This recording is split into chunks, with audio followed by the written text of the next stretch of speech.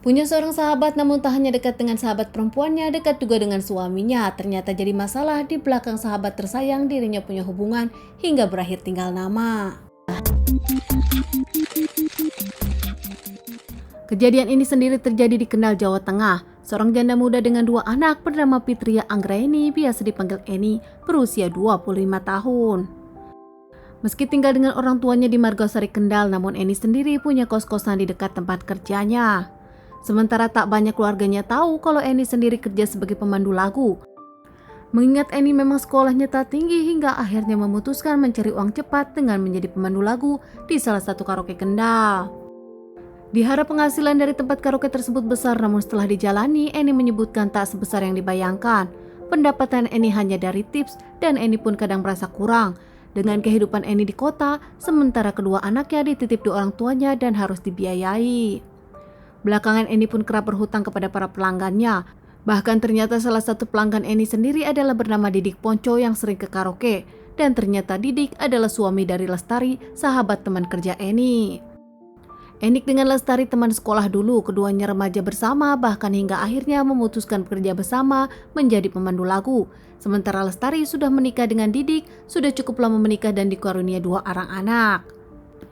Didik, suami dari Eni sendiri, adalah seorang pengangguran, membiarkan sang istri bekerja menjadi pemandu karaoke. Didik sendiri pernah 2 kali masuk rumah tahanan karena saat itu melakukan curanmor dan diamankan pihak kepolisian. Saat itu tanpa Lestari tahu kalau ternyata Didik memberikan uang pinjaman kepada Eni senilai 500.000. Saat itu pun mereka bahkan keduanya dekat di belakang Lestari. Kejadian permasalahan ini diawali karena terbongkarnya suatu kasus. Ini dia ceritanya. Seorang wanita bernama Kasiati dengan motornya saat itu pulang kerja sore hari. Saat itu tak menyadari ternyata dirinya diintai seseorang. Seorang begal memukul kepalanya dari belakang hingga akhirnya lemas. Tak lama motor dari Kasiati sendiri diambil begal tersebut hingga Kasiati berteriak, namun di sana sepi, tak ada yang menolong. Kasiati pun nampaknya kehilangan motornya diambil oleh begal. Tak lama Kasiati pun langsung lapor kepada pihak kepolisian dan memberikan keterangan ciri-ciri orang yang mengambil motornya. Berkat kerja keras pihak kepolisian, tak menunggu waktu lama dari kejadian ini semua terselesaikan. Pihak kepolisian akhirnya tahu siapa pelakunya hingga mengamankan seorang laki-laki bernama Didik. Usai mengamankan Didik, pihak kepolisian pun langsung ke rumah Didik untuk menyelidiki dan mencari barang bukti lainnya. Sesampainya di rumah Didik, pihak kepolisian pun mendapatkan beberapa barang bukti. Ada senjata tajam, bahkan ada motor yang diambil. Tak hanya itu, pihak kepolisian nampak merasa ada yang aneh. Sebuah bak mandi yang masih basah dengan semen masih dicor, namun ternyata mengeluarkan bau yang tak sedap. Hingga akhirnya pihak kepolisian pun berinisiatif untuk membongkar bak mandi tersebut. Ternyata benar kecurigaan pihak kepolisian. Setelah membongkarnya, pihak kepolisian menemukan sesosok jasad wanita dengan kondisi yang cukup mengenaskan saat terlihat. Jasad tersebut langsung diamankan dan dikirim ke rumah sakit untuk dilakukan otopsi, sementara Didik diamankan dan dimintai keterangan. Tanpa bertele-tele dan langsung mengungkapkan semuanya, Didik pun menjelaskan kalau jasad tersebut adalah jasad dari Eni, selingkuhannya sendiri. Didik yang mengakui akhirnya menceritakan kronologis kejadian di rumahnya. Tepatnya di tanggal 16 Februari 2018, Didik menjemput Eni di rumah orang tuanya di Mergosari. Saat itu dengan alasan Eni dengan Didik akan menjenguk Lestari, istri yang tengah sakit. Keluarga dari Eni pun tahu kalau Didik adalah suami dari Lestari dan Lestari adalah sahabat Eni. Sehingga tak masalah saat Didik menjemput Eni dengan alasan akan menjenguk Lestari. Menurut Didik, usai menjenguk Lestari di rumah sakit, Didik dengan Eni pun langsung ke rumah. Di rumah Didik yang tak ada siapa-siapa, bahkan mereka masih melakukan hubungan suami istri, mengingat mereka adalah pasangan selingkuh.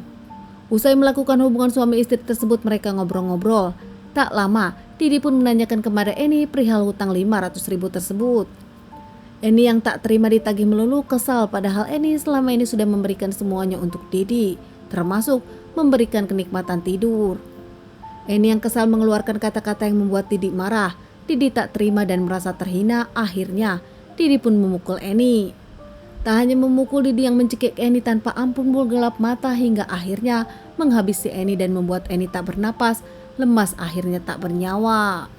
Panik usai merasa kalau Eni sudah tak bernyawa, Didik pun mencari cara. Saat itu Didik memasukkan Eni ke bak mandi dan ditutupi dengan pasir.